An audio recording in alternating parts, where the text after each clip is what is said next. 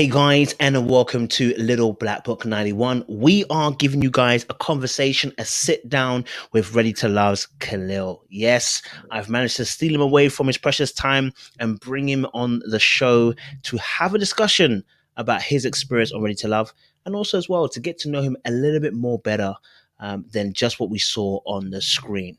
Hey, how you doing today, Khalil? You all right? I'm good, man. I'm good. I'm really, really good, man. Enjoying myself. Love it, Yeah. man. I was just saying, guys, if you just tuned in, I've just said to Khalil that obviously the energy, that's the first thing I noticed straight away. I said, I didn't see that on the show. But the energy he gave me straight away, as soon as we just spoke for 2 minutes, Yeah. I said, this is not what I saw on the show. The energy is completely different. So we're gonna have a really good conversation today. So Yeah. Yeah, I man. look forward to speaking with yourself as well, sir. Yeah.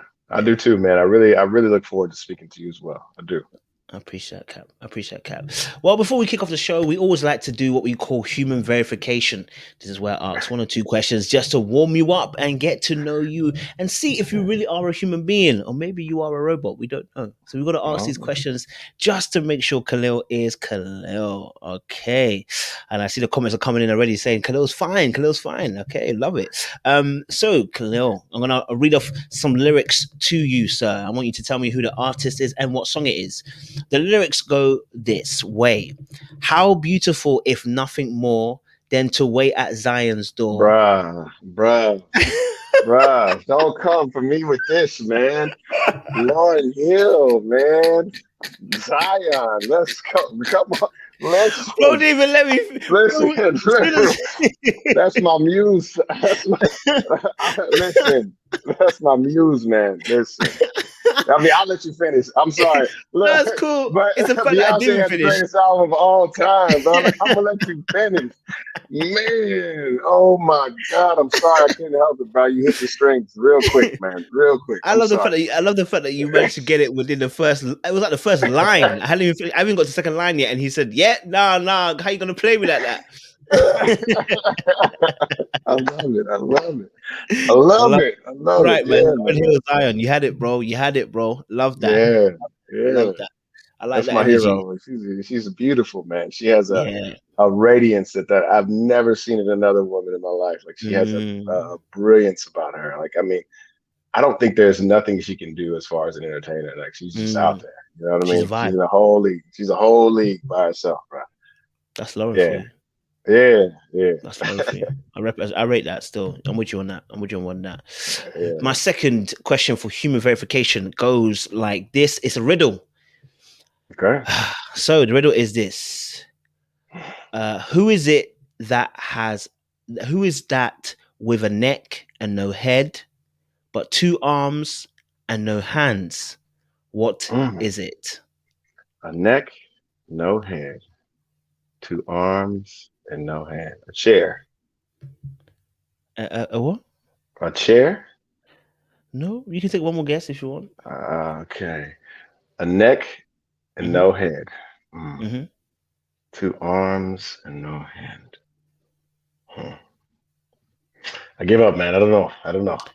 It's a shirt. You see, look, that's why you know I failed, bro. I can't dress like you already know. Like like you already knew that was a setup from jump, man. Like, okay, you know I can't dress, man. You know I'm like, come on, man. No, Khalil, you're gonna do me dirty. Man, man, can I put this out there real quick though? Let me put this energy out there, man. Yo, bro, can I come home, man? I want to come back to the UK, man. Can I come back home, bro? Hey, whenever you're ready, Can bro. I get a flat in East London, man? I need to go home, man. I want to be on the Oh, you tube, serious? man. So Yeah, man. you from London? No, man, I lived in well when I was in London, I was in Southeast London. Now I don't know, you're gonna judge me, but I stayed in Chislehurst for a little bit of Oh, that's Bromley. okay. Okay, Yeah, familiar. man, and I really loved it, man. My favorite place was the British Museum, even though everything in there is probably borrowed heavily. Like Definitely. we're gonna give it back next week, but really not next week. Like, You like, gotta. I want to go home, man. You know, what I loved about the UK, man, probably more than anything, was the black element, man. You know, Mm, there's a beautiful tell them. intelligence. You know, you're on the same side as the Atlantic of your home. You know, you just go down south. Mm, You know, the people there are very, very diverse, and just so intelligent, man. You know, it yeah. was just like it was home, man. Like, can I come home, man? You gonna give me the Whenever can you I want, come bro. home, bro? Whenever that Yeah. visa allows. And COVID erupts. You can Yeah, come whenever you COVID ain't want, gonna bro. let me come home. Brexit is over. It's like, look, COVID-19, they don't want nobody coming in. I got it. But I'm gonna try to slide in there. I'm gonna get in there, man. I'm going home, Listen, try it, man.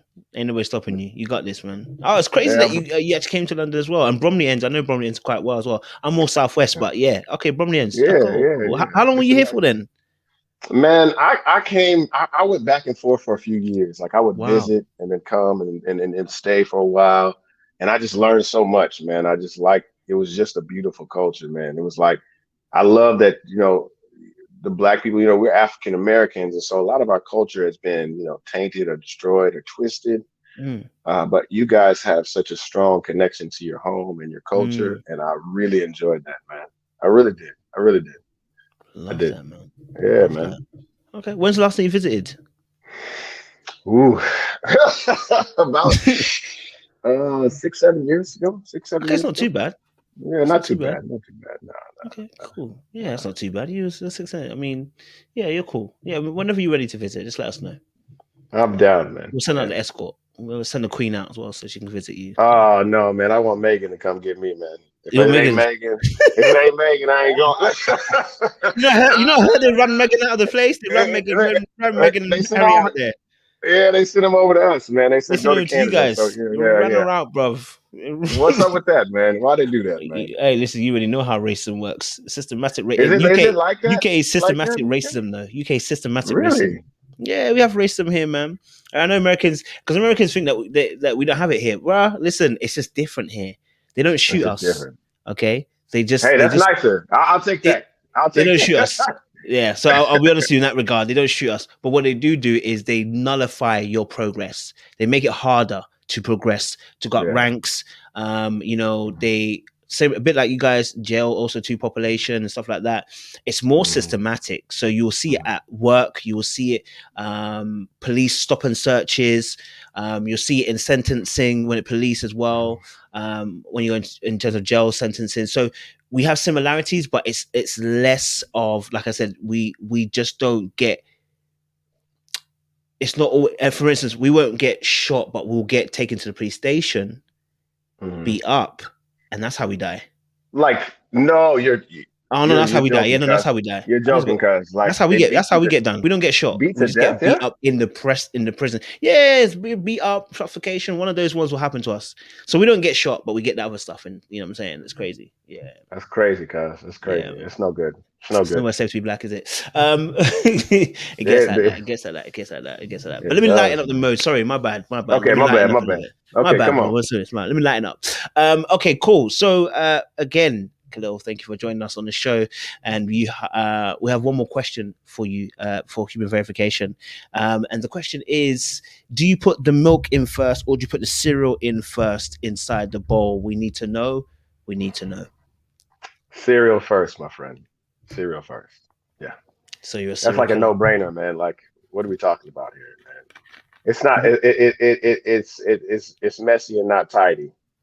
It's messy and not tidy, man. Like if you put if you put the milk in, you're gonna splash milk all over yourself. You're not gonna get as much cereal. What are we talking about here, man?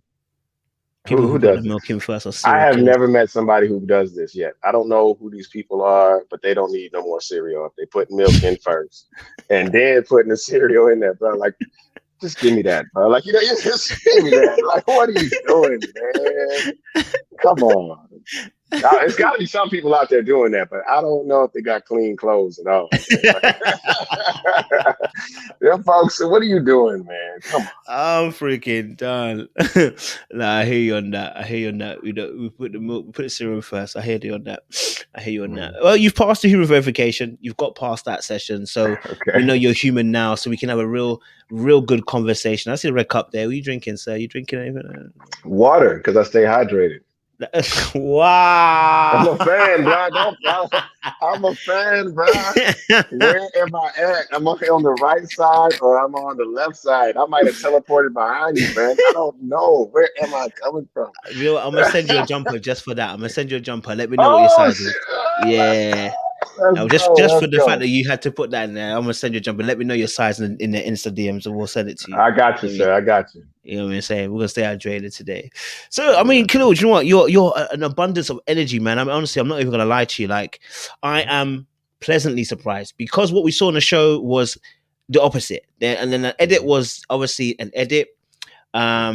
But we didn't get to see that energy from yourself. What we got to see was bits and parts where we didn't get to see Khalil at his most vibrant. Okay, but I want to, before we even get to that stage of conversation, I really want to get to know you a little bit more. I know you spoke a little bit about coming to UK and to London, Mhm. but I want to get to know you a little bit more. What is Khalil's story? What is your story? Oh, what part of my story do you want? You want my Let's education teacher story? You want my life yeah. story? What part of my story you want? Let's go life story. Let's go life story. Let's get a compass of the life Ooh. story. Yeah. Oh man. So I was born in born in Texas. Actually, I was born in Austin. I mean, I'm gonna make this. I don't want to keep it tight. I don't want to keep it too long. So I was born in You good? Austin, went to New York, yeah, toured around my family. My family's from Syracuse, New York. Shout out to them. My dad is from Mississippi. Mm. But he moved up to New York. And then I came back to Houston. My dad tried to break into the computer business back in the 80s. He wanted to be a data operator. And so things were good for a while. You know, we lived in a nice house in the suburbs where I was the only black, I was the only Cocoa Puff in a bowl full of Wow. kicks, if you want it. Like, so I was in Yeah. like a real, nice neighborhood. My dad lost his job. He, kind of reverted back to his survival self. He became a drug dealer. Wow. He sold drugs. Yeah, he did drugs. I was becoming of age at a certain point. I was about 13, 14, somewhere around there. Maybe like right in like seventh or eighth grade. I don't know if y'all have this the same. It's not secondary. It's different than primary over there. But I was about 13, 14. And me and my father got into a fight. And even when he was kind of getting abusive and verbally abusive, physically, and things like that. He pulled a gun on me. SWAT team came. Whoa. Yeah, yeah, yeah. He pulled a gun on me. The SWAT team came. I SWAT ran team came. away. Yeah, it was crazy, man. SWAT team was there coming out the ceiling, man. It was crazy, man. Like, thankfully didn't kill my father. Um, he went to jail. He got out of jail. When he got out of jail, he told me I had to leave. So at 13 and 14, I was homeless. Yeah, so I was Wow. homeless. I lived with friend to friend. Um, my mentor kind of took me in for a while, and he told me, he said, Khalil, you have to go to college. Now, at this point in time, I'm just barely making it, man. I'm barely surviving. I was a track athlete, Mm. and you talked about barriers in your life, right? So I was a hurdler, so I was used to getting over barriers, man. So that was my that was it was kind of owed to the Colin Jackson of you guys' era. But so he said, Khalil, you have a gift, you can run, you should go to college, you should get an education. So I did that. In my group of friends, I was the one they said that would not go to college. They were like, you can't go to college. I went to college. I started. I was not a Christian at that time, and I met some people at the college, and they said, "Hey, man, you should give your life to God. It's gonna make you a better person." And I said, "All I want to do is not become like my father." Wow. And I didn't want to be abusive. I didn't want to be on drugs. I didn't want to do those things. And so I became a Christian. I started going to this church. Uh, it was in Kansas. And the Wow. irony of it is it was a white couple, and the couple, the husband's name was Doyle Smith, and his wife was Carol Smith, and my name is Khalil or Khalil, like Superman, and they literally like took me in as an adopted orphan, kind of. They Mm. took care of me. They sent me to college at another college after the college that I went to. I was going to a JUCO, and it was called Washington Baptist University. They Okay. sent me to that college, yeah, and I there took up the studies of biblical studies. That's what I studied, Wow. yeah. And at my graduation semester, which is like your final semester, I get a phone call saying, come home for Christmas. We want to be around you. Before that, I hadn't been home since I was 14, right? Wow. So I'm like 20 something. I go home. I see my mom, my sister, and I'm looking for my father. Hmm. My father is nowhere to be found. And I said, "Where's his dad?" And they said, "Well, we threw him out." Well, on Christmas Eve, we get a phone call, and the phone, it's rings, and my mom picks it up, and she hangs it up. And it rings back. My sister picks it up, and they hang it up. It rings again, and I answer it. It's my father, and he says, "Can you pick me up?" I said, "Well, okay. I'm a minister now, so I'm saying, yeah, I can forgive, so I'll pick you up." I said, "Where you at?" He says, "I'm at the bus station downtown." And I said, "Okay, I'll be there in about 30, 40 minutes, something like that." So I drive down to downtown Houston. I walk around the bus station 3 or 4 times. My Hmm. father, when I had last seen him, was a very big, burly, husky man. He was a very Mm. big, stocky man. I'm walking around. I'm looking for this my dad, and I can't find him. And I say, I go to the counter and I say, "Hey, do you know where Melvin Lott is?" And she says, "Right there." She points to this guy, and he's like frail. He can't see. He's blind. Half his foot is cut off, right? And I say, "Dad." He says, "Khalil, like, he's looking for me, but he can't see me." I said, "Yeah, it's Mm. me, Dad." And so I said, "Well, let's get you home." And I put my dad on my shoulder and I pick him up, put him in my van. I had a little 87 Astro van at the time. It's like an old, I don't know if you know, it's like an old van. And so I put him in the van. I drive him to a hotel because my family didn't want him around at that time. And I paid for the hotel, paid for food. And, I'm, trying to visit him in between the break of the Christmas break. And right before I'm going back, getting ready to go back to college. Uh, my father has a stroke. And so I go to the hotel. He has a stroke. I pick him up. I see he's in pain. I put him inside my van. I drive him to the hospital and I, put his arm around my shoulder. I carried him in both arms. I placed him onto the gurney and then he went into the hospital.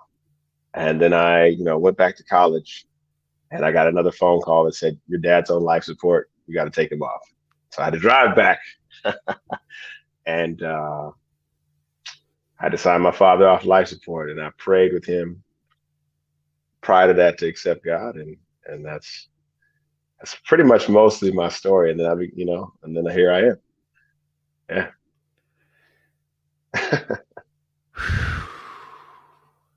Yeah. Oh man, that's big, man. That's heavy. That's heavy. Wow. First of all, condolences obviously to your father as well, passing. Yeah. Um, and second of all, but the blessing. I know a lot of people might Yeah. not see it that way, but as Christians, the fact that you Mhm. also were able to lead your father to the Lord as well, before passing Mhm. is even is crazy, but it's crazy how God can work, man. It It's is. crazy how It God is. can work. It is. Wow. I mean, Yeah. how did you even handle such a moment though? Because you just got back, your father, he's come out of prison, now trying to formulate, I guess, connections again, and then suddenly now this happens, he's on life support. How do you, as a man, because I think oftentimes men, we don't often get to explore our emotions. How do you get past that point? How do you recover? How do you move forward? From after the scenario, or how do I survive to the scenario? I guess throughout. Okay. Let me take it back then. So obviously, when you see your dad now, and then obviously has a stroke, how do you move forward, helping him? How do you move forward as a man in that moment? Because obviously you just got him back, and then suddenly that Mhm. happens. How do you move forward in that moment? I went. I when I was younger, I had this philosophy, and it was invest in things that are eternal, right? And there's three things that I know that are eternal. There may be more, but there's God, Mm, God's word, and man. Those are the three mm, things that are going to be eternal. So I invested my energy in those things to help me through that. So I talked to God, I read his word, and his word gave me the strength to make the right decisions at those times, to forgive, to love unconditionally, to be strong in the Lord, right? And then I invested in man. the soul of man. And so um, those are the things I held on to while I was going through that scenario. Wow. Whew, man, that's quite a story, sir. Quite a I'm, story. it ain't over yet. I'm still telling it. I I'm still walking know, in it. I'm still walking in it. Yeah. crazy. And then Yeah. obviously, and then after your father passes, is was there? If I'm trying to remember exactly correctly, because I remember I think it was in your VT. Did you also have a situation where you also had an accident yourself as well? I did. I did also get in a car accident. I did. So you're Yeah. gonna have to break it down for us what happened there, because I remember the panel were going. We went at you. I'm gonna lie to you. Y'all were When going you at told me. that Y'all were story, catching me up. we went for Uh, you. what do y'all? What, let me hear what y'all. Let me hear the daggers. What was the daggers The first? Let me get. daggers. It was not. It wasn't that. It was just what happened. The fact that you didn't, and in the end, it didn't work out for you and the young lady. And I'm going to be honest with you. We went at you. You know what I'm saying? It was like, That's Khalil, fine. how are you going to not No. go for the woman? She stood by you. Da, da, da, da, da. But we want to hear your side of the story, because obviously that was Okay. our interpretation of the story you gave us, right? Okay. But we want to hear from your side of events, like what Mhm. happened, what was kind of going through your head, and your perspective in a sense. Yeah. So I was driving to get like I don't know. I think I had an Apple laptop at the time. It was like a MacBook. Can't even remember the series, but I was driving to the Apple store to get the MacBook fixed. And I had a Chevy Silverado truck, which is like a big truck. I don't know if y'all have ever seen that over there, but it's a big truck. And it was rainy that day, and so I was driving from my house to the Galleria Mall in Houston, and my tires were not in the best condition. And so I looked down for a second, and I thought the light was green. I looked back up, the light's red. So I hit the brakes, excuse me, but there's no traction. So my truck hydroplanes through the light and it hits another car. What I saw was, a young lady, a young man, and a child in the back seat. And my car smacks into the back of this. My truck smacks in the back of this car. So the first thing I'm thinking is everybody's safe. So when once the impact hits and once the car stops or the vehicle stops, I jump out and look and make sure everybody's safe. My car is still drivable. I drive it over into a parking lot. The police show up. They give me a ticket or something like that. They go to ticket or whatever. We go our separate ways. And when I got home, a wave of like tiredness hit me because the adrenaline's gone, right? Mm, And so I lay down, and then all of a sudden I just feel this pain. So, being a man, you're like, I'm gonna tough this out, trust whatever. And me. I think I had some like pain pills, and I was like, let me pop these pain pills. And the pain wasn't going away, man. And it would take me about, I don't know, an hour to walk like, and I'm gonna use like 5 meters, 6 meters to the restroom. It would just take me so long. And I was determined because I was an athlete. I was Mm, determined to get to just to tough it out. Well, the young lady from the UK, she flies down and she says, you don't sound so good. So she buys a ticket. She flies to Houston and she says, Khalil, you need to go to the hospital. And I said, okay. So I drive to the hospital, get to the hospital. They put me on like the CAT scan and x-rays and they're just checking all my vitals. And then the doctor goes behind the curtain. He's whispering to another doctor. And I'm like, okay. Like, what's going on? Nothing. He goes and gets another doctor, and then they get another doctor. And then I'm like, okay, there's a lot of doctors in it. And they say, man, you have multiple blood clots in your left leg. My leg at this time is probably 5 times the size of a normal leg, right? So he's like, we got to get you on blood thinners immediately. We got to rush you straight, upstairs. damn. And when I'm going, I'm looking at the nurses, and the nurses look like, when the nurse is scared and the doctors are scared, you then start to get scared. They're like, if he makes it through the night, it's a blessing. So thankfully, I had like the best doctor. He's a great doctor. He worked on me and got me back in shape. And the girl, she stayed with me at the time. She stayed in the hospital with me, and I was so enamored, like at that point, and just so like, how would you say, just awestruck in that a woman would stay with me like that. And I didn't know if I was going to live. And she was talking about marriage. So I was like, why not? Like, I didn't know if I was Mm, going to live. And so we got married after that, shortly after that.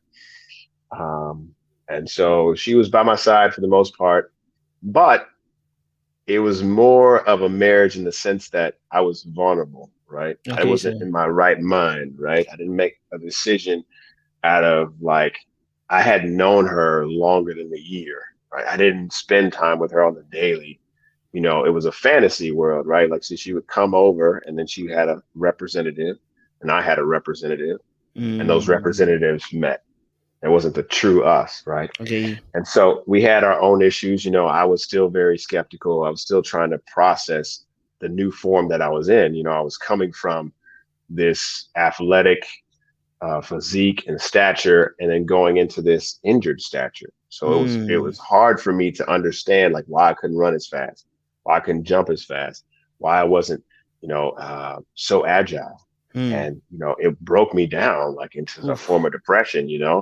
And then she was very much so an appearance person.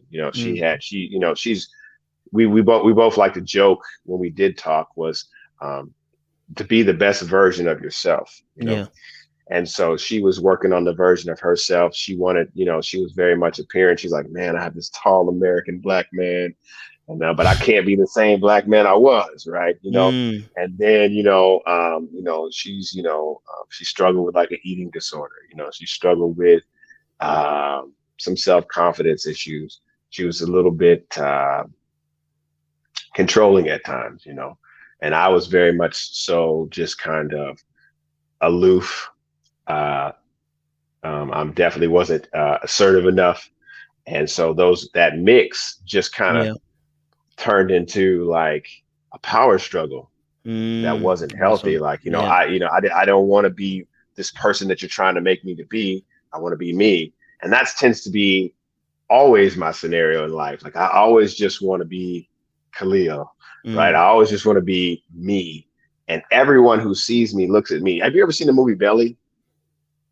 no, It's a movie. It's a dude in there, and he like looks at DMX, and he's like got glasses on and like this perm, and he just looks at him. He's like, I don't like that dude at all. Like I get that all the time. Like people will look at me and be like, I want him to be something else, and I'm like, that's not who I am. And mm, so that's just what it tends to be for me. And so we just didn't, it didn't work out. She had a career she was pushing. She had a government job. I wanted a traditional life because I was like this, Bible man, and it just didn't work that way. It wasn't that I was like, I don't like my good girl. It was just like we couldn't see eye to eye, right? I hear you. Yeah. Wow, okay. Well, it's different to you know what? Because obviously, when we heard the story, we only heard a snippet of it. I ain't gonna lie, we gave you beatings, bro, on on the live. On the live, I remember we just went and was like, "What? This guy just got married and didn't want to stay with the girl." So I won't lie to you. We did get onto you a little bit as well. So, but it's good It's to hear cool, your man. perspective. It's cool, man. I, You I could know, take it. you can take it, right. I I could appreciate that. I take it. appreciate that. It's good to hear your perspective though, and I think you did mention something which I think maybe we even missed as we're reviewing, which you said obviously that you were in a vulnerable place. It's something that we didn't actually consider as well, which is that coming from a place where obviously you've been injured and you're in it's a different mindset, like you're saying, and I think that should have been taken into consideration. And as you just mentioned that in the story, I was like, okay, yeah, I get you saying like he wouldn't have been in the best place to be able to receive what he's what to give what he needs to give. So I definitely hear that as well. Yeah, man, that's real right there as well. So I appreciate you sharing that. So tell us a little bit more about then. Obviously, how did you get into teaching and why did you get into teaching then? Okay. So when I graduated college, well, actually, when I graduated college, I didn't want to use my education. I was like, I don't want to be a scholar. I don't want to be, a brilliant person or whatever. I don't want to be smart. And so I just went and worked in a warehouse. I was working at a warehouse, and it was crazy. Like there's all these pastors that I knew. I had these pastors in Kansas, I had pastors in Arkansas, pastors in Texas. And one of the pastors in Kansas, he said, Khalil, I'm going to pray over you that you're miserable until you go into ministry. And it happened. Like I was just miserable every day, man. I was like, the Trust me, bro. bosses were coming. Go ahead. No, I'm saying, trust me, bro. You're right. Yeah. Yeah, man. And so I was miserable every day. I was like, oh man, the bosses were riding me, man. They were mad about an order, mad about this, mad about that. And so I was at the time I was like doing two jobs. I was working at the PGA as well. Like I was a pro-am photographer. So I would, Okay. the professionals would come stand by the hole with the amateurs, and I would take pictures at the holes. And I remember like praying. I was like, man, I was in Vegas or something like that, Las Vegas, at their course. And I remember like praying, saying, God, I don't know what's gonna happen, man. I need you to give me a sign. And literally like 5 minutes later, this lady calls me and she says, hey, I saw you had an application to be a youth minister. Do you want to be a youth minister? And I Oh. was like, yeah, I've got it. Like it just happened right there. So I said, well, what's the job? So when you get back to Houston, I'll help you out with it. So I get back to Houston. I'll meet this lady over in Spring Branch, and it's inner city area. And she said, you want to be inner city youth minister? You can have this job. And so I'm like, yeah, I'll take it. So I get excited. I meet the kids. We got like 5 kids. Over the few years, it turned into like 200. But the reason I became a teacher is because I would sit down with these kids at Bible study, and I would say, okay, open up to maybe the book of Habakkuk, right? Or whatever. Hey. And I had this kid that I really, really liked, man. And I'm not going to say his name because I don't want to embarrass him, but I really liked this kid. He was a football player. He was a big kid. He was awesome. He was nice, man. He was a smart kid. Uh, and I said, okay, you read the first chapter, and the second verse. And he looked at me, and I realized he couldn't read. Ooh. Like he couldn't read. Like he couldn't even find the chapter. He couldn't find the verse. He couldn't find the book. And it hit me like a lightning bolt in my heart. And I was like, what? What is he gonna do? How is he gonna get a contract? How is he gonna read his rent, his mortgage? How is he gonna I don't know, get married and have a family, lead his family? He can't read. And so I then looked around and realized a lot of my kids couldn't perform a lot of academic skills, couldn't add, couldn't subtract, couldn't multiply, couldn't do any of those things. And I said, I have to do something. And I had a mentor who said, Khalil, you are the heart of the group. I had a group of friends who said, you're the heart. And he says, Khalil, if you don't love these brown and black kids, who will? And my mentor cared about me when I was homeless and was out there and nobody looked out for me. And I said, well, I got to give that back. And so I became a teacher. Damn. Crazy, man. Yeah. Seems like God is always organizing little pieces of the puzzle and shifting and moving you into where you need to be, man. He don't play no games, man. He don't play no Amen. game. When he wants it to happen, when Pharaoh's behind you and the Red Sea is in front of you, he just parts the sea, man. He just parts the sea, man. There's nothing you could do about it, man. And that's a whole nother story too. We'd have to talk about that. But the Hebrews believed that water was chaotic, yeah. So every time in the Bible, when you see God creating order, he's usually taking chaos and moving it. And so, in the beginning of, Genesis, the earth is formless and void and it's covered in water, and he separates the two and makes order and chaos out of chaos, right? They go to the Red Sea, he parts the sea. He's putting order in chaos, right? They get to the River Jordan, he parts that. And Jesus comes right on the scene, right? And then they cross the ocean, and there's a man with demons inside of him, Mark right? 5, yeah. And then he says, okay, my name is Legion. He takes the demons, puts them in the pigs. Where do the pigs go? Back into chaos. And then he's the Messiah, because when he's walking back, he's walking on what? Order. Chaos. And and that lets you know that he's the one. Man. Well, I never thought I'd get a Bible study on there and a conversation with this, bro. That's deep, bro. That's deep. That's deep. That's deep. I love it, man. That's We deep. we can do some Bible studies, man. I'm down. Let's go. Bro, listen. What? Yeah. Listen, I like people when people go deep, bro. That's deep.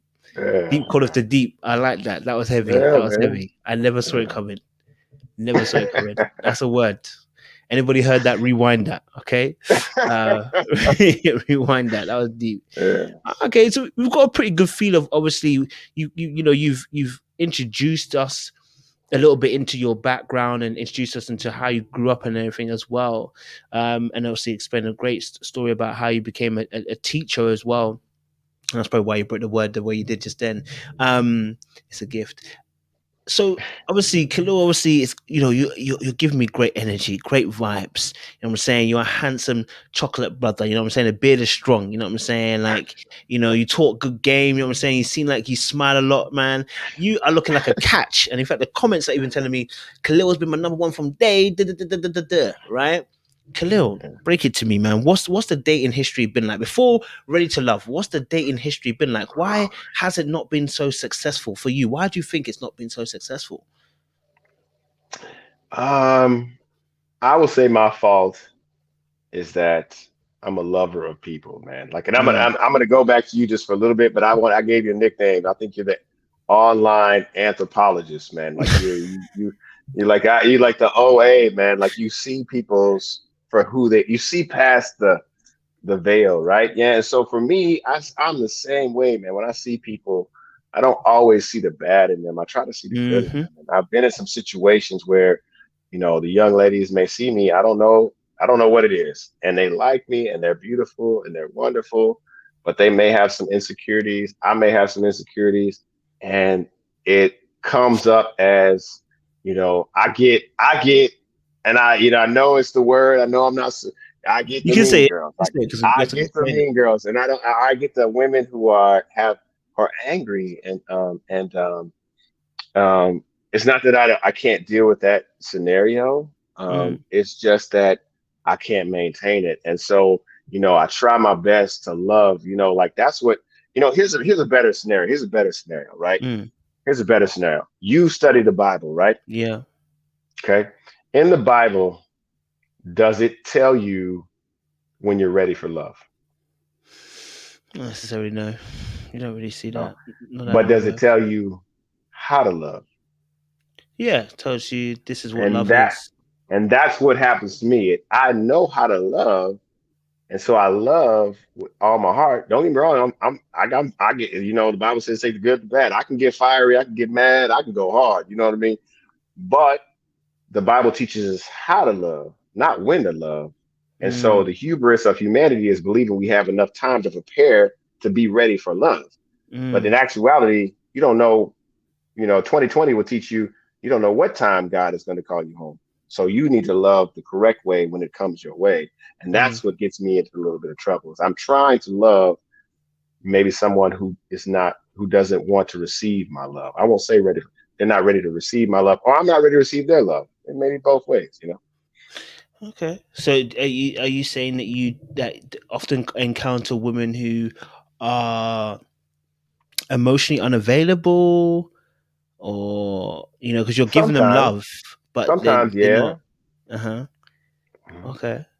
Or sometimes, have you ever dated a girl and you were like, you know what? I'm gonna give her my all, and Mm. like nothing you do makes her Works. satisfied, Yeah. right? And then that's my scenario. Like I can give them everything, and they're like, man, like they don't want that, you know. And Mm. then, or they want something else, and that's what it tends to be for me. They want something else, and they want money, they want cars, they never want what I have to give at that time. And then later they may Mm. want it, but at that time they don't want it. They don't want, they want trips. They want swag, right? They don't want substance. They don't want ride or die. They don't want loyalty. They want something else. So I don't know. You got the answer. You're the love doctor. You're the No, online I'm just anthropologist. asking questions. That's what I do. Ask questions, get us to a point. Okay, so do you think there is something within you that is consistently drawing you to these type of women? Then, because if you keep encountering them, what do you think is within yourself that keeps drawing to these women? Then, I think it's the marriage that was laid before me growing up. Like I saw a very dysfunctional family. My mm, dad was always out of control. My mom was always trying to fix stuff.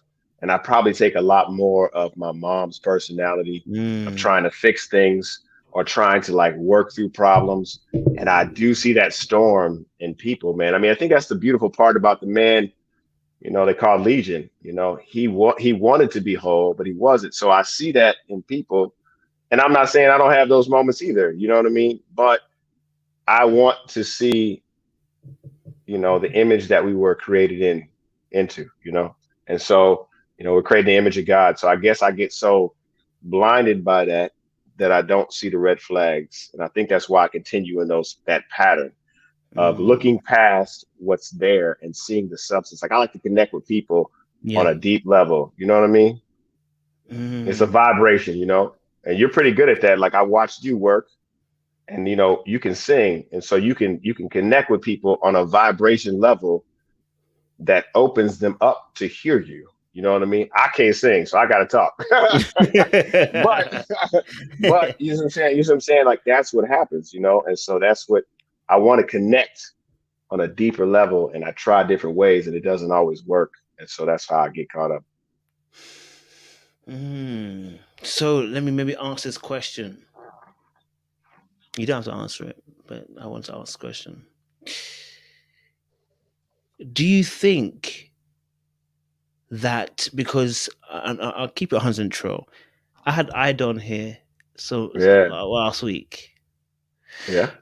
and is that same Khalil, uh, that ability to see beyond the surface, is that working again with you connecting with Ida? Hmm. Because you were one of the few people yourself, I think Christian, Yeah. and Diedrich a little bit as well, who actually connected with Ida, right? The rest connected, but it wasn't really a connection, right? Mm-hmm. But you were one of the people that really connected with her, even though we didn't see it on the show, and she made that very abundantly clear. Is that Khalil again looking beyond the surface and looking into the deep when it's Yeah. time to connect with Ida? I will say that Ida is a dope human being, man. She's amazing, man. When I so I'm gonna back up a little bit. So when you get to the mixer, you're Mm, rotating through many different young ladies and having conversations, right? When I talked to each woman, they were very, you're going to be cordial, you're going to have surface conversation. But mm, Ida doesn't really, she doesn't have that veil, man. She just goes, she's a straight in. Lamborghini, man. Mm, She's going in like, and so I did enjoy that about her personality a lot. And so I would say, yeah, I can see she doesn't. I mean, I don't know that there is a hidden side to Ida. Like, like I get if you. you know It's all on the Ida, like, table. like it's there. So, I don't know that I had to look past anything. She just was who she was. And if you accept her for who she is, then you see that. So I don't know if that answers the question. But she doesn't have that like representative. Like what you see Mm, is what you like. She may switch up and pull the representative. She may soften up, but what you see is what you get. And with the other young ladies, when we get to the scene where Amber's asking me, you like Mean Girls, Mean Girls? Well, I don't, I didn't get that same openness that I may have gotten with other young ladies. It might have mm, been representative versus representative, right? mm. Because you don't want to just tell everybody, like, the Bible says you don't throw your pearls before swine, right? Yeah. Is that a true Yeah. statement? Is that in Yes, there? that's scripture. Yeah. Is in there? Okay. I don't know. I just try to, can't give them everything. Mm, Yeah. mm. Okay. I mean, it's quite interesting because obviously I think it's quite interesting because I think obviously just hearing you speak, I know you're mentioning, um, and you made a very good observation, that what you saw as a marriage between your parents, you took on more of your mum's kind of fix it nature. So do you think, maybe you can tell us a little bit more about this? Do you think that is what's operating then as your operating lens in terms of why you keep meeting these mean girls, and why you keep attracting these mean girls? And if that is the lens, what do we do to begin to fix that lens? I don't know what it is like over there today, Mm-hmm. but we are a broken people here in America as African Americans. I don't Mm, know what it's like. And I have dated outside of my race, mm, um, but I have enjoyed more dating inside my race. yeah. And I'm determined to give my all to healing whatever portion God has allowed me to be here, to working on my community and helping my community. So that becomes the issue, is like, yes, I could now, don't get me wrong, I'm not saying all of us are broken and upset and hurt, Okay. but there is a lot of brokenness. And so do you fight through that? And love is patient, love is kind, it does not boast, it is not evil, it's not self-centered. Or do you say, well, I'm gonna sit here and wait till the right one come along? I don't Mm, know. I don't know that answer, man. I don't know. You might have a little bit of answer than me, but I feel like, you know, the slaves didn't want to go north in America, mm, but they had to, because where they was at, where they were staying, they couldn't survive. The people who were part on the ships didn't want to, be on the boat, but they had to survive. The people in Jim Crow, when they were, segregated, didn't want to drink at the fountain in the back. They didn't want to go to the restaurant in the back, but they had to survive. So sometimes you just have to survive to make it to the next generation. I don't know. I don't have the answer to that, but I know that I'm determined to do what I can to heal people that are placed in my life by mm. God. Okay, so I'm gonna nail you down a little bit on that question, All right, come just to on, get a bit more of it. Okay, come on. you know, okay, so that question, what I'm saying is, okay, so this was by your own admission. You said obviously the lens that you have, right? Because obviously Hmm. Yeah, because you've yeah. seen a broken, not even broken, because you've seen a certain marriage Yeah, where you your can mum call had it broken. You can fixed call it. it broken. It was Yeah. broken. You can call Okay. it that. Yeah. Broken. Thank you for that. Appreciate it, sir. Okay. So, because you've seen a broken marriage, your mum was more of a fixer. You've Hmm. taken on a bit of that fixer route. Hmm. Okay. Is it safe to say? Maybe I should say. Is it safe to say that you are in fixer mode? That's why you are finding the mean girls. Because Yeah, mean that's safe to girls say. find people who also want to be fixed. They find people who are fixers. So Hmm. is it a case of the fact that you are in fixer mode and you're having to now maybe potentially look at how to heal the fixer mode? Because I know you mentioned loving the people and healing the people that come across you, but do they need to be healed by you? That's a good point. You're right. I'm not God. I can't fix them. You're right. I'm not. So I mean, that may be something I need to reflect in myself and say, hey, every situation isn't for me. I just have a Mm. bad lens in figuring that out. I'm like, I need to learn some more. I have a therapist. I need to talk to my counselor more. Maybe that's what I need to do. Talk to my counselor more. They'll help me, guide me, in that way. Okay. Fair enough. Fair enough. Okay, Yeah. cool. So just one more time, just to clarify, the Mean Girls comment with Amber, Yeah. because everyone wants to know. What happened there? Just give us an insight of what happened there, because it seemed like she asked you a question. What is your character flaw? You said Mean Girls, and then Mean Girls a third time. So maybe it's Yeah. just the healing. Maybe it's just the editing the way it was said. So what for you? What was really happening in that particular scene with Amber? So I talk to everybody the same way, right? Like, just like we're talking, we're having a good conversation. I talk to her the same way. So actually, I think she might have been like the sixth girl I had talked to. I think I had talked to Tressa and Kyra, and I might talk to Isla, and then Liz, and then I think it might have been Amber after that, or somewhere around it. Amber, like, while I'm rotating, she's like, "Come on, talk to me, Khalil." She had kind of waved me down a few times, and I was just talking to these different girls because the producers want you to keep moving, right? They're filming, right? They want to see Mm, your interaction with different girls.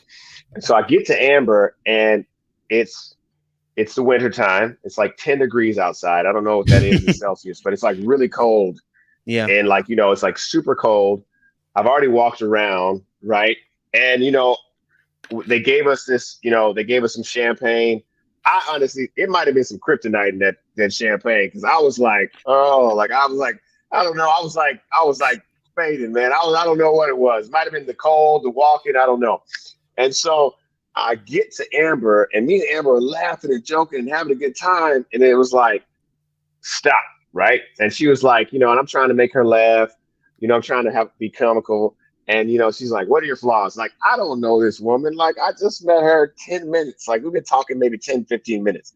And she's like, what are your flaws? I'm like, you know, mean girls. That's my flaws. Like, I just keep picking the wrong girl. And I'm trying to make a joke out of it. Like, I don't know Mm. you like enough to be like, well, honestly, I'm a little bit of a procrastinator. Sometimes I don't close the refrigerator all the way. I don't wash all my clothes. You're like, I'm not going to go down the line and be like, okay, this is my flaws. Like, you know, I don't, you know, I sometimes, you know, I don't have, you know, I don't know. Sometimes I just don't, you know, buy enough groceries or whatever flaw you want to call somebody. Like maybe I get upset sometimes. Mm. You just don't tell people that from the jump. So I was keeping it light, you know. And so I just said, you know, mean girls, you know, and I kept saying it because I was trying to make her laugh, but she wasn't feeling that Don't joke. mind it. Yeah, Mhm. she wasn't feeling that. That one she wasn't feeling. She before that, you know, she had laughed and we had a good time. But in that part, the editors want to make drama, so they just Mm. like cut it to that part and was like, oh, let's see how much drama we can pull out of that, pretty much. So that's what happened.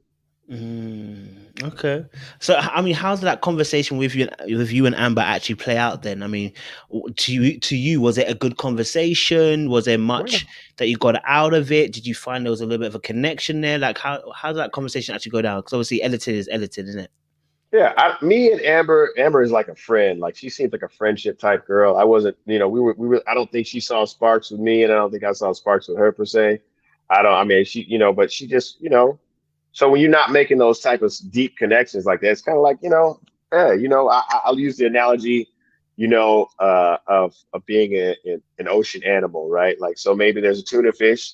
A tuna fish is looking for another tuna fish, right? You know, or Mm-hmm. a shark's looking for another shark, but I'm an octopus, so I'm like, this ain't even my match. You know what I mean? Like, why am I gonna try to be something I'm not? So, like, you know, the conversation was cool. We probably didn't have that same chemistry, so I just played it cool, I guess.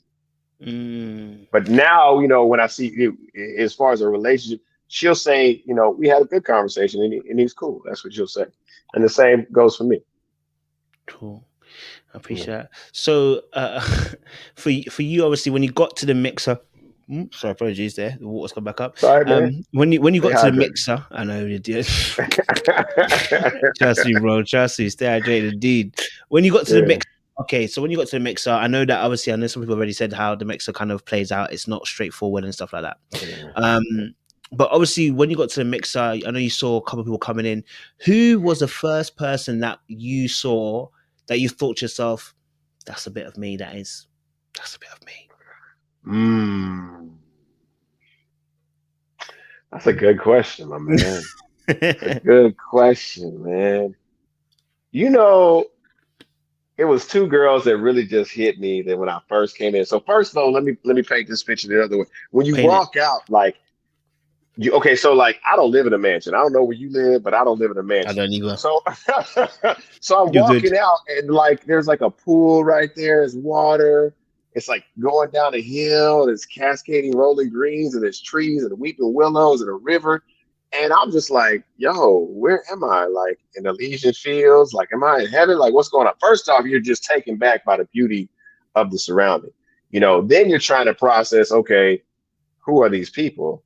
And so Mm, the two women that kind of just took me back like immediately initially was Liz first, okay. because when I Yeah. saw Liz, Fine. I mean I can't explain. She just has that, and I keep saying it this way, and I don't know any other way to say it, but she just gives you that Felicia Rashad vibe, man. She gives you that Miss Huxtable vibe, man. Like she just gives you that like, yo, like you got to cop her. Like you can't let that go, homie. Like what are you talking about? Like I'm Mm, trying to like be, you know, Heathcliff Huxtable over here. Like I'm trying to like, yeah, I need a whole crew. Like she has that down to earth, like that, like slow. Let's just sit on the porch vibe. You know, let's just chill. And she has like you can see her character. She's like a really. It seems as if she has a very moral character. She has a very like down to earthness. And so she caught me, and I was like, whoa, like she can. And then Kyra rolled up, and Kyra just has like a freeze mode, bro. Like she just, you listen, know, you ever looked at a chick and been like, what? bruh, My name is. bruh. You look good. Like you know, you don't even have words. You like all I can say was like, you got nice makeup. Like I was froze, bro. Like like I say, like she's like Medusa. Like she just froze me. And I was like, the only other person that's ever froze me is Beyonce when I saw her. That's the only Mm. other person that's ever froze. When I saw Beyonce, I was like, like I just like, hey Beyonce, that's all I can say. Like I just couldn't, my brain that just stopped, bro. Like I don't know. Like I don't know. Like I don't know what happened, man. Like she just froze me. Kyra froze me. She did. She's a freak. Like if you when you meet her, if you get a chance to meet her, you're gonna like I'm trying to tell you, bro, get your mind right, like, be ready, drink, do what you gotta do. I got But a little bit of a crush on she's Cara. I'm not gonna lie, she's still oh just a man. teeny weeny one, Cara. Just a teeny weeny one. Just a teeny one. I don't even think I've ever processed her full presence because every time I look at her, like I freeze, bro. I'm like, dang, I think I got to see her arm this time. Like I just can't. Like she's fine, bro. Like she's fine. She is fine. Yeah. So she definitely like initial attraction. Those are the two that I was like, wow, Mm. okay, like yeah. I hear that. I hear that. So obviously, I remember the scene that happened between yourself, Tressa, Jason. Obviously, you were talking to Tressa, then Jason came around, swept her off the feet, and then and then as soon as Cara came in, he took Cara up to the side. He He was knew what just he was snatching doing. them up, bro. He He knew was what he was snatching. doing, Jason. He's a little bit of a He bad was a boy. big bad wolf all He's the a way, big bad bro. wolf indeed. You know what I mean? Big bad wolf. I mean, what was happening in that scene? Because obviously we get to see you talking to Tressa. I'm not sure how well from the way that they cut it, it doesn't look like it's going too great, but it's going okay. Mhm. But for you, I mean, how was that? How was that vibe with Tressa? How was your conversations with Tressa? Was it in that moment what we saw from the screen? Was that how it really was, or was it slightly different than that? Tress is like really easy to talk to. I didn't even know she was a comedian. She just was easy to talk to. Like, she just has that like she just kind of keeps you cool and calm. And I was just asking her questions, and she's a vegan, and she was telling me that, excuse me, she said she had a company she was starting up, but we're just having a good conversation. And again, I'm telling you, I don't know if it was a champagne, whatever champagne they was giving me, it was knocking me all the way back, bro. I was like, what is going on? Like, I don't even like I was just, I don't know. I just like, I don't even like when Jason swept up, I was like, oh, did that even happen? Like, I just like, it just would happen really fast. Like, you're trying to like acclimate yourself, I guess. I guess like, if that's not a normal dating scenario. That's probably best to say Mm, it. Like, you're not going to be thrown in a room where you're going to talk to like 10 different women at one time. It'd always be like probably one at a time. So with Tressa, I go back to that. Tressa, it was real easy to talk to her and it was cool. I don't know. Like, I didn't know how to respond to Jason walking up and pulling a woman. Nobody's ever just done that to me. Was I supposed to grab her? Like, was I supposed to be like, say, bro, I'm not done talking. Like, I don't know. Like, was I supposed to get aggressive? Like, I didn't know the correct response. Like, well, how would you have responded if like you were talking to a girl and some dude just came over there and pulled her away? Like, what would you do? to be honest, because you know what it is. You gotta let it go. There's nothing else you can do, bro. Do you see Yeah, what I'm man, saying? Yeah. there's nothing I could do. Like, I couldn't be like, hey, man, like, I didn't even like know her last name. I couldn't be like, yo, give me my girl. No, she's not my girl. My what? What? No, she's not my. I couldn't even call her like somebody I knew. So I was like, Mm, okay. I just go somewhere else. Like, that's all I could do. mm. I hear that. Yeah, I hear that. yeah, Okay. yeah. No, I get that. I get that. I mean, it was a little bit of that awkward scene. You couldn't really do much in that scene. Uh, So uh. I totally understand. Obviously, for you, obviously being in that environment as well. What would you say was the toughest thing that you were kind of, I guess, facing? Going into that show of Ready to Love. I mean, you're in the mixer and everything. Like you said, a lot of things are happening at one go. Like, what's the toughest thing about being in the mixer as yourself? What is the toughest thing that you're facing in that moment? The toughest thing that I faced in that moment was the breaking of the rhythm. Right? You see how we're having a Mm, good conversation now. Um, I believe that I believe I can connect with people. I believe that I'm not a bad looking guy. I'm not the smartest guy, but I'm intelligent. And so what would happen is like, you might be vibing with a chick and they'll be like, hey man, could you talk to this other girl? But I'm like, but I want to talk to her. Like, this is my mm, octopus. Like, this is the one we on the same level. But they'd be like, no, go talk to her. So then you have to stop, recollect yourself, go talk to somebody else. You don't want to have the same lines. I heard your boy Troy was using the same lines, and then they record it. So you want to come fresh with something new. And so you're trying to reprogram yourself, get your mind right. And then when you get a vibe with that chick, then they move you to the next chick. You get a vibe with that chick, next chick. Then they pause and you may have to go for like a, restroom break. And they pause and you might take some pictures. And you go back to talking. So it was like the stop and the starting wasn't authentic, It was, so it's hard to make relationships when, or even make a connection when if somebody were to cut us off every 2 minutes, you'll be like, this is like the worst interview ever. You know what I mean? Like, but that's what you're dealing with when you're doing a mix, right? Like, you have a certain amount of daylight that they have to shoot in. The temperatures are fluctuating. They're trying to, make sure everybody's, the girls were out there in like dresses and it was like 10 degrees outside. It's freezing. So, you got to bring them in, let them warm up, bring them back out and, going in and out. So that was really the biggest struggle, was the stopping and the starting and breaking up the rhythm. Wow. Okay, that is a bit of a difficulty to keep some kind of connections going with people if you're having to consistently break it up every so often just to kind of rejig everything as well. So that does make a bit of a difficulty as well for you going forward. Okay, cool. So obviously on the show, I mean, they voted you off first in a sense, right? You know what I'm saying? They voted you off first.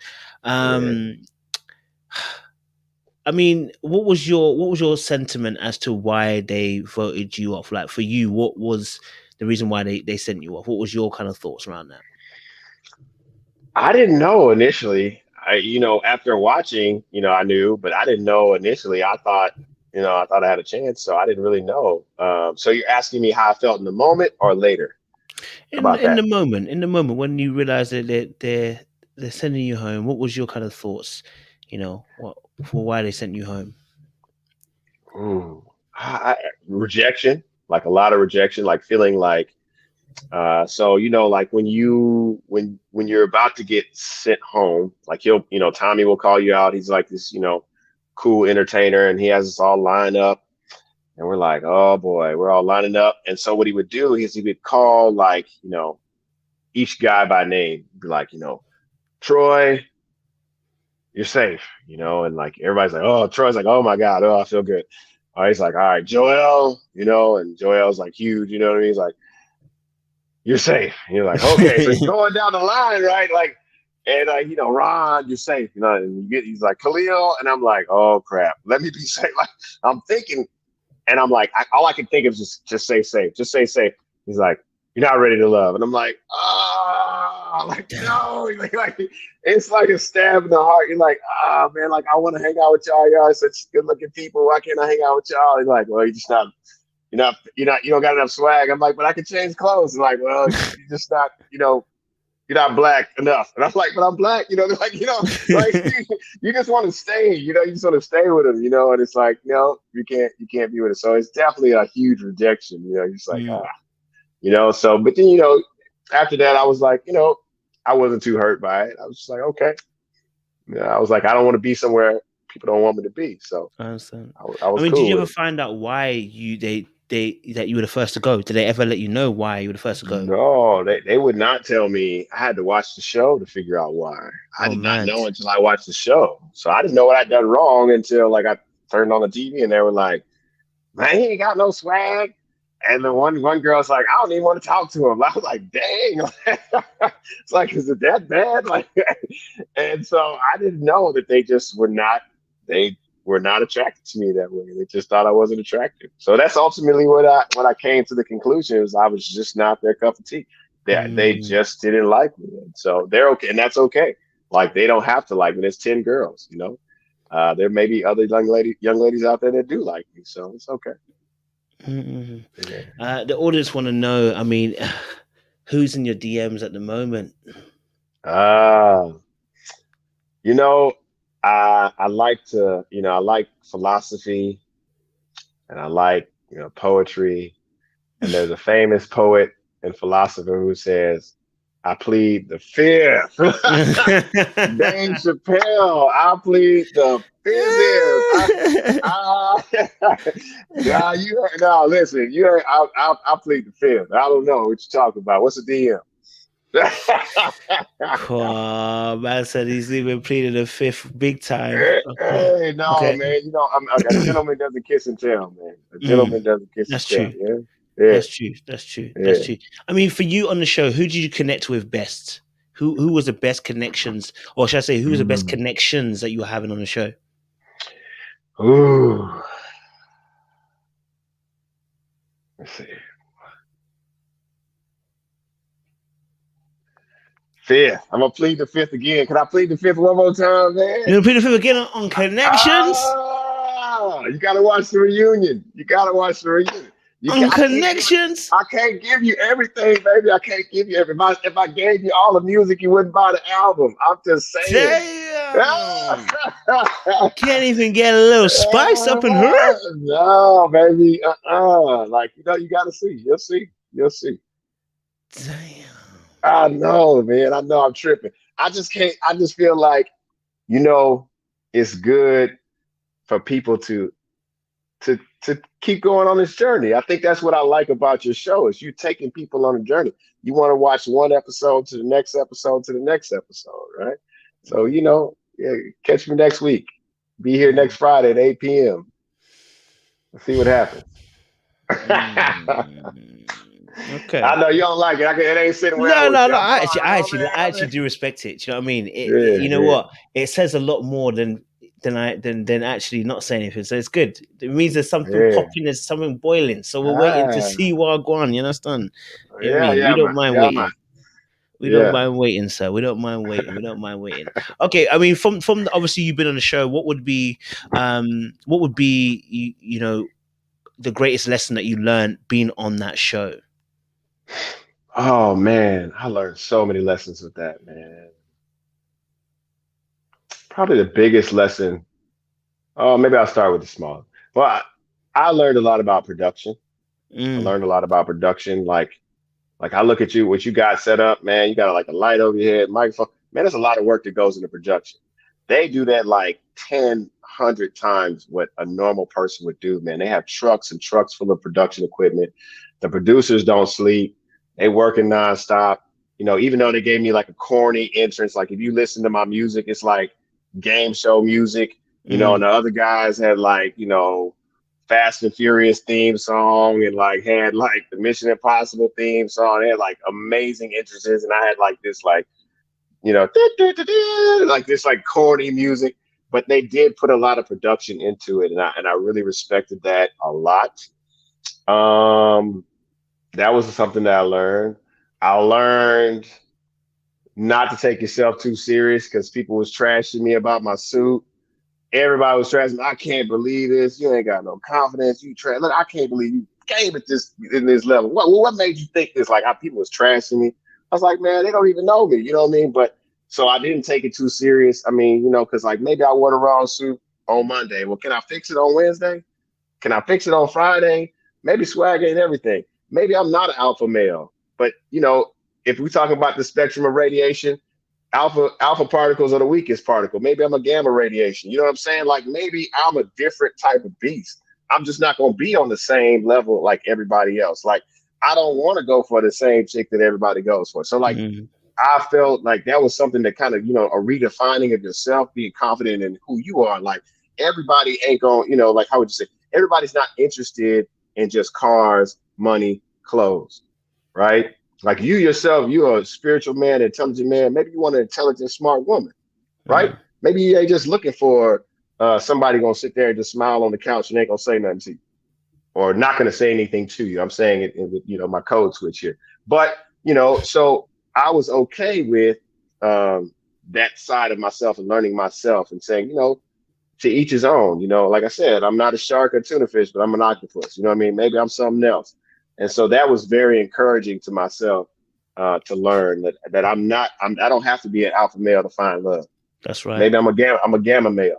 You know what I mean? Anyway, so that was one of the things I took. Also, probably the biggest lesson that I learned from this scenario is that life is not promised. Tomorrow we Mm, don't know what could happen. So are you going to risk it and go for it and see what happens? When you're on this rotation around the sun and you're riding this ride, why not do it? You know what I mean? Why not try? You know, Mm. even if I failed, even if I got voted off first, right? I'm still top 10 out of millions in Houston, right? I'm still a good looking man. I try. You know what I mean? So so just doing that and not looking back at my life when I'm 70 and 80 and I'm telling my grandkids, like, yeah, I was on a dating show and I was fine. They're like, yeah, shut up, grandpa. You know what I mean? Like, I tried it, right? I tried it, so just taking that effort and taking that risk was amazing. That was probably the biggest lesson that I learned is like, I don't regret not trying something that I had never tried before. So, Mm. yeah. Appreciate that. Appreciate that. Um, and obviously for yourself as well. I mean, have you got any projects or anything coming out that you would like to, if you like to share with the people, them like maybe they Yeah, can reach out yeah. and help you as well.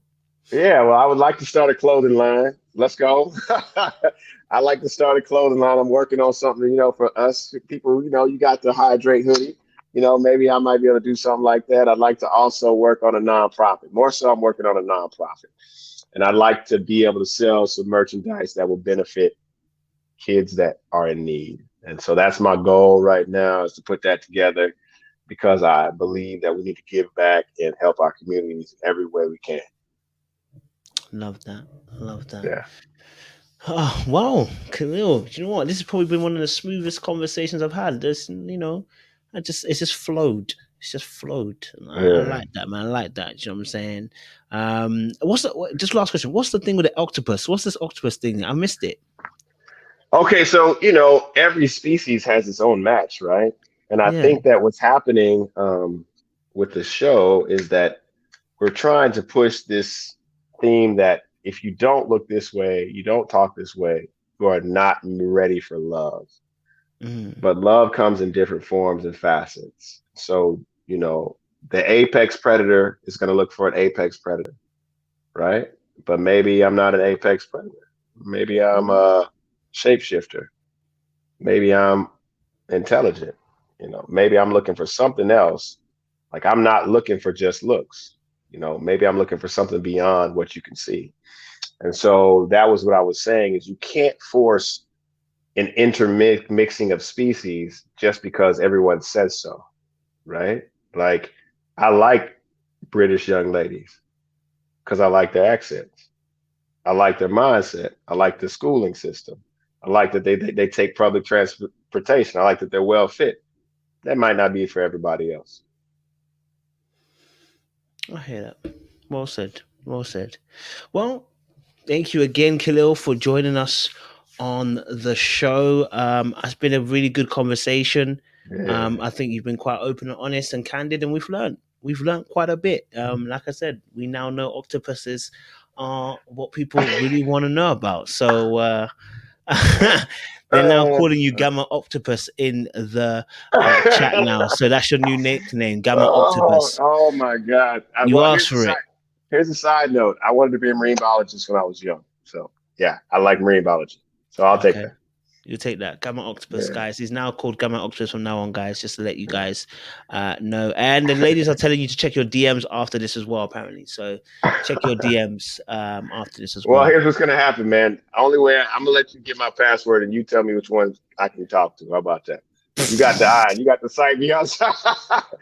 Come on, bro. That's a lot of pressure for me to be dealing with those things. That's a lot of pressure. Hey, man, you got it. You got it, That's man. a You lot got of pressure, bro. I'm gonna it. leave that to you to handle. Do you know what I mean? You choose correctly. You know what I'm saying? Just no more I'll mean try. girls. Listen, No no more more mean mean girls. girls come into your DMs. If you're a mean girl, I don't want to see you anywhere near his DMs. Understand? Please. We only want I'm good not ready girls. for you. I can't handle you. I can't handle you. I can't do this.